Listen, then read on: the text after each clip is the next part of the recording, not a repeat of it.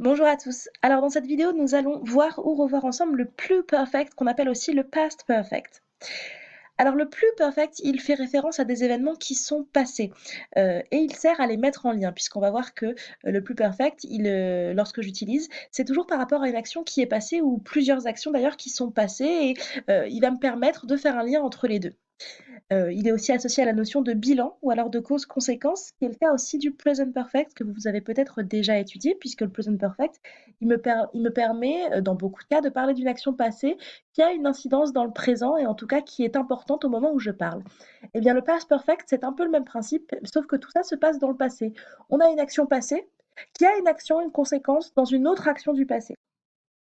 Donc ce fameux pluperfect, il peut être comparé au plus que parfait en français et c'est ce qu'on va voir avec les exemples que je vais donner puisque, assez naturellement dans la plupart des exemples, eh bien, on traduit le pluperfect par du plus que parfait en français.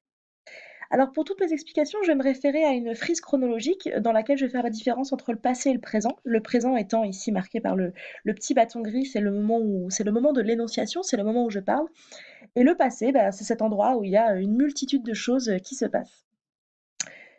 Donc je vous donne un exemple tout de suite. L'exemple avec la phrase I had eaten 3 packs of biscuits and then my bellyache started. Donc ici je vous ai mis une phrase, donc une phrase que j'énonce au moment présent et dans laquelle il y a du pluperfect mais aussi du prétérit. Donc cette phrase I had eaten 3 packs of biscuits and then my bellyache started, elle comporte un pluperfect qui va être traduit ici par j'avais mangé 3 paquets de biscuits. Donc qui est traduit par du plus que parfait dont je vous parlais tout à l'heure. J'avais mangé 3 paquets de biscuits and then my bellyache started. Et ensuite, mon mal de ventre a commencé. Donc, on voit bien qu'on a deux actions passées. Une action où le mal de ventre commence, et avant que ce mal de ventre commence, on a d'autres actions. En l'occurrence, ici, il y en a trois, puisque la personne a mangé 3 paquets de biscuits. Et on a ce fameux lien de cause-conséquence dans le passé, où les deux actions ont un lien entre elles, où il y a un bilan. Bah, la personne, elle a mangé 3 paquets de biscuits, elle avait mangé 3 paquets de biscuits, donc elle a un mal de ventre qui a commencé. J'espère que c'est assez clair sur cette notion de lien entre les deux actions. Je vous donne un autre exemple. He had forgotten to buy the tickets, so he missed the concert. Donc cette phrase, on va la traduire par il avait oublié d'acheter les tickets, donc il a manqué le concert.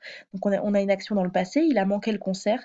Et en amont de cette action, avant même cette action, on a le fait que il avait oublié d'acheter les tickets et on a un lien entre les deux actions. C'est parce qu'il avait oublié d'acheter les tickets qu'il a manqué le concert.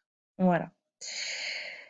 Donc au niveau de la formation du pluperfect, donc j'ai repris la phrase du diapo précédent, he had forgotten to buy the tickets, so he missed the concert. Au niveau de sa formation, eh bien, on a toujours à la forme affirmative, en tout cas, pardon, un sujet. On a l'auxiliaire avoir au prétérit, puisque le verbe avoir est un verbe irrégulier et son prétérit donne had. Il est suivi du verbe au participe passé. Donc le participe passé, c'est pour les verbes réguliers en ed et pour les verbes irréguliers, c'est le cas de notre exemple, c'est la troisième colonne des verbes irréguliers. Donc ici, on a l'exemple de forget, oublier. Forget, ça donne forget, forgot, forgotten. Donc le participe passé, c'est forgotten.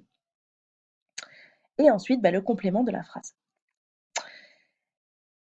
Dans cette formation à la forme affirmative du pluperfect, on peut tout à fait ajouter un adverbe. Et d'ailleurs, cet adverbe, vous allez voir qu'il va souvent permettre de marquer encore plus le lien cause-conséquence, bilan entre pluperfect et prétérit, notamment, où pluperfect est présent, comme on va le voir juste après. Donc ici, je vous donne un autre exemple avec un adverbe. She had already finished when he offered his help. She had already finished when he offered his help. Que l'on va traduire par elle avait déjà terminé quand il lui a proposé son aide, quand il lui a offert son aide. Eh bien, on a encore l'adverbe already, pardon, nous permet de marquer le fait que il y a une conséquence. Elle avait déjà terminé lorsqu'il est arrivé dans la pièce pour lui proposer, pardon, son aide. Donc c'est tout à fait possible d'y intégrer un adverbe et c'est d'ailleurs assez courant. J'ai repris une phrase exemple à la forme affirmative avec un adverbe pour vous dire qu'on peut tout à fait utiliser le pluperfect sans le prétérit et qu'on peut même l'utiliser avec un rapport dans le présent directement. Ici, je vous ai mis un exemple. I had never realized that your eyes are so blue. I had never realized that your eyes are so blue. Ici, on a toujours une phrase au pluperfect. Je n'avais jamais réalisé que tes yeux sont si bleus. Eh bien, c'est une phrase que l'on dit dans le présent et qui a un rapport avec le présent. Jusqu'à maintenant, je n'avais jamais réalisé et c'est tout à fait possible de l'utiliser sans qu'on ait forcément de prétérit derrière. En ce qui concerne la forme négative du pluperfect, ici je vous ai donné un exemple. I hadn't shared the news with my family. Je n'avais pas partagé la nouvelle avec ma famille. Eh bien, pour faire la forme négative, j'ai toujours mon sujet, mon auxiliaire avoir au prétérit. Ensuite, j'ai la forme négative not, que je peux tout à fait avoir à la forme contractée. C'est d'ailleurs le plus courant, hein. Je vais souvent le voir à la forme contractée. Donc, I hadn't. Et toujours le verbe au participe passé. Attention à ne pas confondre avec la forme négative du prétérit qui impose didn't devant le verbe, pour la plupart des verbes.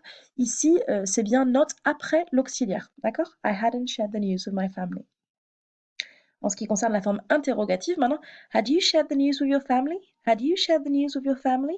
Eh bien ici, la phrase, comme c'est le cas dans la forme interrogative de beaucoup de cas en anglais, eh bien la question, elle commence par l'auxiliaire had au prétérit directement, et puis mon sujet, puis mon verbe au participe passé. Voilà. Ben, écoutez, ces explications pour le plus perfect sont terminées. J'espère qu'elles vous auront convenu. Gardez bien en tête l'idée de deux actions qui sont mises en lien dans le passé, ou alors ça peut être aussi le cas avec le présent. Et cette fameuse comparaison avec le plus que parfait, hein. C'est sûr que c'est pas toujours très enfin, les temps et les modes de l'anglais, on les comprend pas tout de suite, mais en tout cas, si on peut déjà, si on a la chance de pouvoir les associer avec des temps du français, c'est déjà pas mal. Et il est vrai que le plus perfect, il est quand même très souvent comparé au plus que parfait. Et on garde en tête cette notion de cause-conséquence.